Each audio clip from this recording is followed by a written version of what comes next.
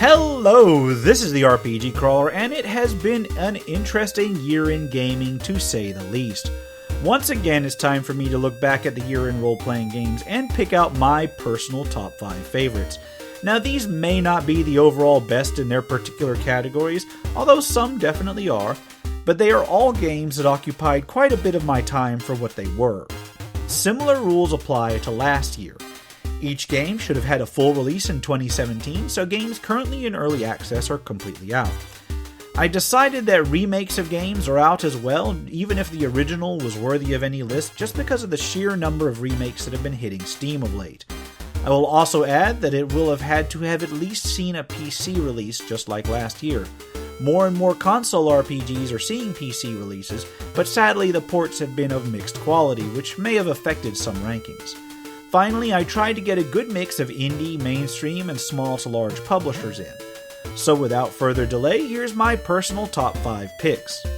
We'll start with the indie slot with the sequel to one of my previous favorites, Hands of Fate 2 from Defiant Development. It takes the card-based randomized levels and action RPG mix of the original Hand of Fate and brings more of the same, but in this case it's more of the same that's been rebalanced, made better in nearly every aspect, and further developed. The enigmatic dealer returns to spin tales out of the memories of our main character, made into a card game that they have to play. This time, however, cards and levels may have different challenges beyond the simple quest system of the first game. Character customization has been added, allowing you to choose your character's looks and gender, and an inventory system has been added as well, to allow for the choice of weapons and armor switching out before each encounter. Enemies and equipment have all been rebalanced so that more equipment is more useful than it once was, albeit in different circumstances, and different enemies may require different loadouts. Combat, too, has been improved, seeming a little bit more responsive and a little bit more complex, which are both very good things. All in all, it's one of those sequels that actually makes a significant improvement on an already good formula without losing the original magic. There were a number of decent AAA RPGs in various consoles this year, which I don't currently cover, and a number of them got ports, which I do. As I mentioned before, a number had ports of varying quality, however one that I found to be quite fun in both the console and the port version was Nioh. Called by some a Souls-like game, it is actually much more forgiving than that series and arguably has more action RPG elements in it, including randomized loot drops and gear qualities, as well as various style specializations and boons that can modify your abilities further. The variety of weapons and potential attack combinations make the combat, at least in my experience, a little bit more complex than the Soul series, without necessarily being more difficult.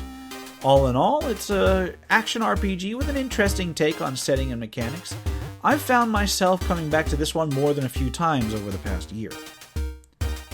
Now, normally I'd select an old school type game to focus on, and a few pretty solid ones were released this year, but none of them really captured my attention enough to really keep it as long as Baile Brothers did. Yes, Numenera was alright, although the story didn't really hook me like I expected.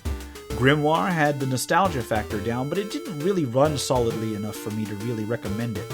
By contrast, the relatively simple tactical roguelike Baile Brothers has had me coming back to it over and over again. It's a hex-based tactical combat game with RPG elements, involving a lot of randomized elements from random battlefields to randomized villages and so forth. Characters are recruited into your mercenary band, and it is up to you to outfit them, keep them alive, and advance them as you move from contract to contract. The setting is very, very low fantasy, can be very hardcore, and is usually pretty brutal. It very much reminds me of the sort of grimdark role-playing certain tabletop games have focused on over the years. Although the content overall is somewhat limited, the relative difficulty and the overall feel of the game make up for it, at least for me. For the overall quirky game of the year, Asymmetric's West of Loathing fits the bill and then some. With a pedigree that goes back to the old Kingdom of Loathing game, West of Loathing mingles animated stick figure style graphics with a humor-focused setting, and gameplay that veers between proper role-playing game and exploration adventure game, riddled with different sorts of mini-games and puzzles throughout. And yet, despite the focus on off-the-wall humor in the Western setting, the actual role-playing portion of the game is really solid. On top of it all, the storyline is actually worth following along, making for a surprisingly good RPG on all levels. So we have my choice for an indie game, and a AAA game, an old school game, and a quirky game, but there was one RPG released last year that managed to hit an overall best. And that is Larian's Divinity Original Sin 2. The sequel to Original Sin, though this one reworks the combat and skill systems to rebalance them a bit, but retains the decent writing, the overall graphics engine, and the world from the prior game.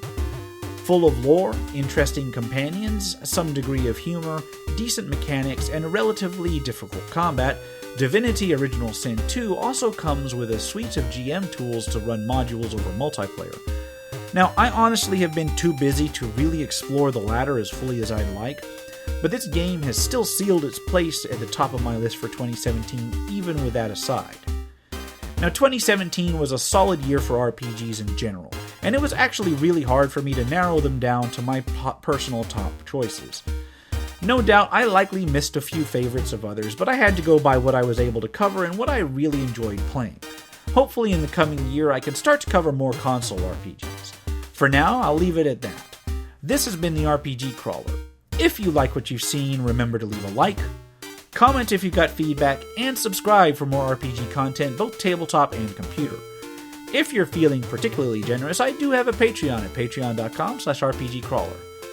Until next time, take care and goodbye.